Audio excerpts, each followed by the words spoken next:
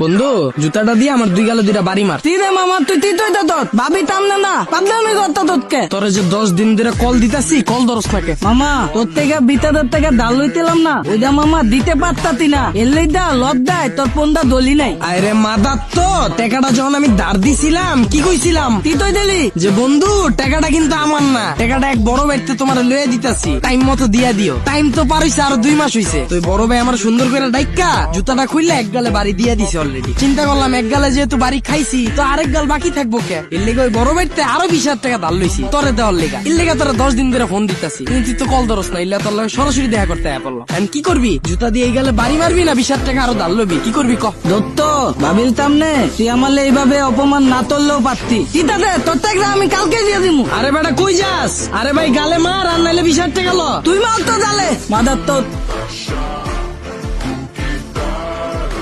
মামা মোহাম্মদপুর যাবা? হ্যাঁ মামা জামু। কত? মামা ভাড়া 300 টাকা। জুতাটা লয়া আমার গালে একটা বাড়ি মার। মামা কিছুই তো বুঝতাছি না, মোহাম্মদপুরের ভাড়া হেনতে 30 টাকা, তুই পা ফালাইলি মোহাম্মদ, তুই যেহেতু 300 টাকা চাইলাইছ তার মানে অলরেডি তুই হাত দিয়া নামাইরা মুখ দিয়ে আমার মাইরা দিছিস জুতা। এর লেগে চিন্তা করলাম যেহেতু মুখ দিয়া খাইছি এখন হাত দিয়েও খাই, ল একটা বাড়ি মার। মামা মোহাম্মদপুর লেগে 300 টাকা ভাড়া চেয়ে মনে করে ভুল করে নিলাম। না রে বাবা ভুল তো তুই করস নাই, ভুল করছি আমি কিল্লিগা তোরে জিগাইতে গেলাম যে মামা চলো মোহাম্মদপুর। মামা দেশে এমনি অবরোধ চলতেছে, দেখবেন হঠাৎ করে রিক্সার উপরে ককটেল পড়ছে, রিক্সা উড়ে যাবো গা, ফাঁকি তো আমার, আপনি তো আর দিবেন না। এর লেগ করলাম মামা ভাড়া 300 টাকা, আপনি গেলে চলেন না গেলেন জায়গা।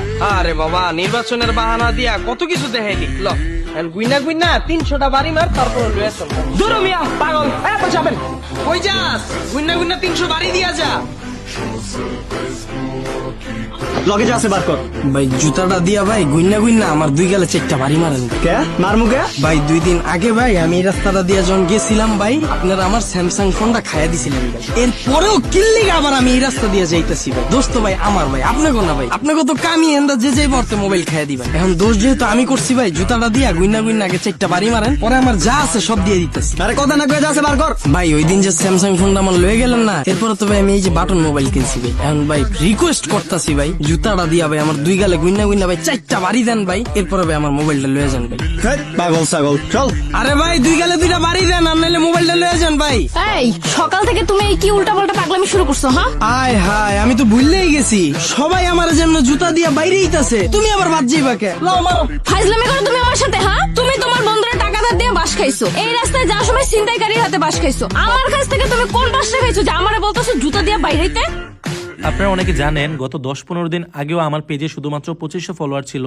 সো আমি কিভাবে শুধুমাত্র নাটক আপলোড দিয়ে এই 10-15 দিনে প্রায় 60,000 ফলোয়ার করে ফেললাম, এই বিষয়টাই আমি আপনাদের শেখাবো। আপনি নাটক আপলোড দিয়েও কিভাবে ইনকাম করতে পারবেন এবং খুব কম সময়ে আপনার পেজে ফলোয়ার নিতে পারবেন। আমি আপনাদের ভিডিও কলে আলাদাভাবে শেখাবো আপনি কিভাবে নাটকের ভিডিও এডিট করবেন, আপনি কিভাবে নাটকের কালারটা এডিট করবেন যেন সবার কাছে অনেক আকর্ষণীয় হয় দেখতে, আপনি কিভাবে আপনার ভিডিওতে লোগো অ্যাড করবেন, অথবা আপনি কিভাবে আপনার ভিডিওর মিউজিক এডিট করবেন যেন আপনার ভিডিওতে কপিরাইট না আসে।